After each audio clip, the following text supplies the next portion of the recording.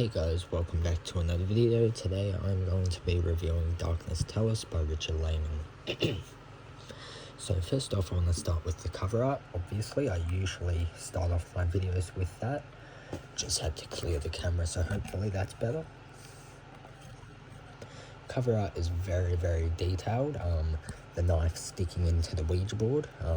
Then there's a quote from Dean Koontz that says, "No one writes like Laymon, and you're going to have a good time with anything he writes." So there's the cover.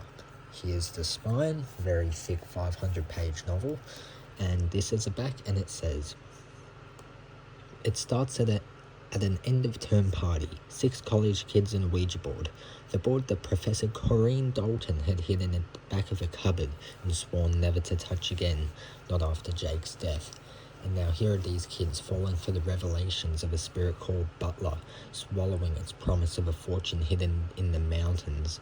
Not that Corey believes they would be stupid enough to head off into the wilderness of the say-so of a child's plaything, to embark on a 2-day hike into the unknown where any foul danger may lie in wait to cut and slice and tear them limb from limb. But then, professor or not, Corey could be wrong." I totally butchered that. So this book I read in the entire night. I read this like in about 3-4 hours. As you can see, I read it very well. Spine got torn up. Not my own fault because the book originally came like this. It's used. But the words are fairly large and the paragraphs are fairly small-ish, kind of, in a way. Yeah, kind of like that. But so for the most part, I enjoyed this book a hell of a lot. The characters were interesting, the plot was interesting, and there was a fantastic twist toward the end. I don't know what much to say about this without spoiling it, so before I jump into the spoilers of this one, I want to tell you, if you want an introduction to Richard Laymon, read this one, because it has all of his cliches, and it'll kind of tell you whether or not you'll like this one or not. I mean, whether or not you'll like him as an author. And I would say be careful, because this book does have some fairly graphic scenery in there. But then again, it's extreme horror, so what do you expect?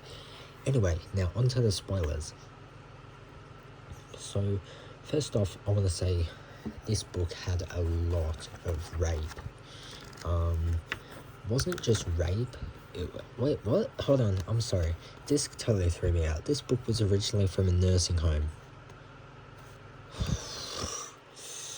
What grandma was reading Laymon? Oh, that's so funny. I did not even notice that until I saw that. That is so funny. But anyway. So like I said, there's a lot of rape in this book, but it's not actual real. Well, not. I mean, it's hard to explain. It's all kind of done in backstories or dream sequences, and there were plenty of dream sequences in this one, which is kind of surprising. Laymon doesn't really write dream sequences, so it was kind of a unique little thing that I noticed.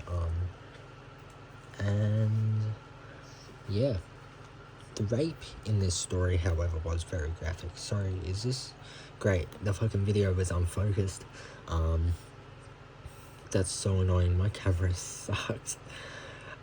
Anyway, so pretty much, yeah, there was a lot of rape in the backstory sequences. There was this crazy scene where Corinne and Chad, Jake's, I can't remember exactly, Jake's brother or Jake's friend, they met literally for one day after he left to the wilderness, and he proposed to her right after coming back. It's like, are you crazy? Are you out of your fucking mind? And she's falling in love, like, oh yes, I love you. And it's like, what the hell? You guys literally just reconnected after like, what, 6 months to a year? I don't know. I'm not sure about the time frame, sorry. But overall I enjoyed this one. The backstory sequences with what's her name? Angela, I think. Let me just skip to the end. Yes, Angela. I can't show the end of the book because it does spoil it. Let me focus this again. Hopefully this is working. My fucking phone is getting worse and worse as the days go on. But yeah, I read this one insanely quick. I don't know, it was just very gripping, particularly some scenes towards the end. The entire book had a steady pace. I would say it was very good the entire way through. It never really let up on the action. It was kind of just there, kind of just going boom, boom, if that makes any kind of sense at all. But, yeah, I really, really enjoyed this one. Every scene was entertaining, and there was a scene towards the beginning, I think it was around 100 pages, no, about 80 pages, yeah, around here, where Howard, our main character, went up to find Angela, and he found Skerritt, who is like somehow related to her or something. I remember it was explained, but my memory sucks. But yeah, oh sorry, I yawned.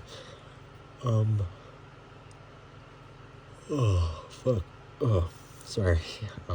But yeah, that bit was very disturbing. How he rubbed all the Bengay on her and then like put like heater on her or something. It was really, really disturbing. And what made it really weird is like she was instantly recovering from all of her trauma. Like she was saying, oh, I got raped so many times, and then she just instantly recovers like it's no big deal. And it's like, that's kind of fucking insane. Nowadays you just call it trauma dumping. But yeah, that was really, really weird. But again, Laymon has this way of just being entertaining as fuck. I'm gonna try and find a sequence because I want to do a reading because it's insane. Let me find it. Okay, so here it is. Because I loved you and because I wanted you, I felt sick from wanting you so much, and it got a lot worse after Jake was shot. I couldn't get it out of my mind that you were free, and we spent so much time comforting each other, holding each other. Every time I had you in my arms, I was tempted to try something. I hated myself, and it kept getting worse, so I left. Oh, Chad. Sooner or later. What? I might have tried to rape you. Her eyes, deep blue and solemn, stayed fixed on him as she sipped her drink. Maybe you should have given it a whirl. I'm not kidding. Neither am I. What are you saying? It would have been any rape, Chad. Not the way I felt about you. I don't think it's technically possible to rape a willing partner. That is fucking insane. I have no idea how this was published. That's the type of shit that got Laymon called a misogynist, which is crazy. But yeah, again, this is all fiction, and this was a fantastic book. I enjoyed the hell out of this. So yeah, I don't know what else to say, really. If you like Laymon and you want a good book to read, I highly suggest this. If you have read it, please let me know what you think. I read A Writer's Tale, and apparently the climax of this book was actually removed. Well, it got mysteriously deleted. And Laymon wrote this book based off of an experience he had with a Ouija board. And that's kind of a crazy coincidence.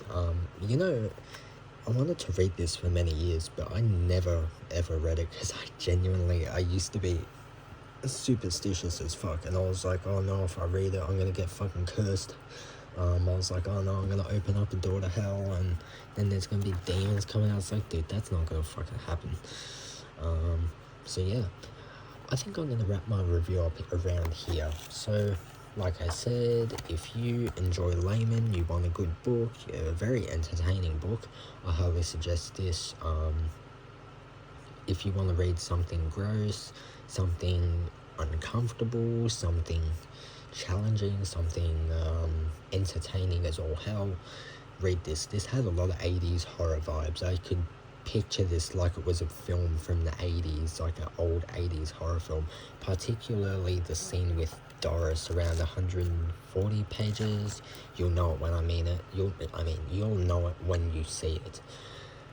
But, yeah, I'm going to wrap this review up. I hope you guys are having a good day, good night, good morning, good evening, good afternoon, whatever. But, yeah, alright, take care, and I will definitely see you guys for another video very, very, very, very soon. So take care, and, well, bye-bye. For now, at least.